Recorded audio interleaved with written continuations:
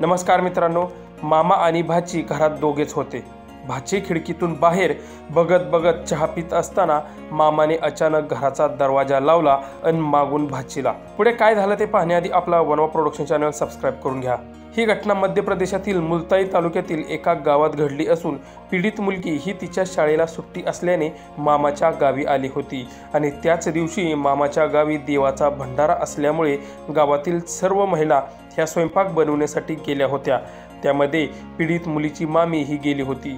त्याआधी मामीने पीडित मुलीला आणि तिच्या मामाला चहा बनवून प्यायला दिला आणि स्वयंपाक बनवण्यासाठी बाहेर निघून गेली। त्यानंतर मामा आणि भाची दोघेच घरी होते।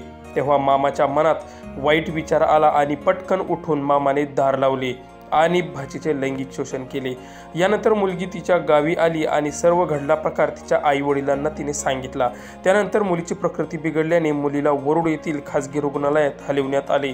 तेथून तिला जिल्हा सामान्य रुग्णालयात हलवले। वैद्यकीय तपासणीत तिच्यावर अत्याचार झाल्याचे समोर आल्याने ही माहिती कोतवाली पोलिसांना देण्यात आली। त्यानंतर मुलीचा जबाब नोंदवून त्या आधारावर पीडित मुलीच्या मामाविरुद्ध कोतवाली पोलिसांनी गुन्हा नोंद केला।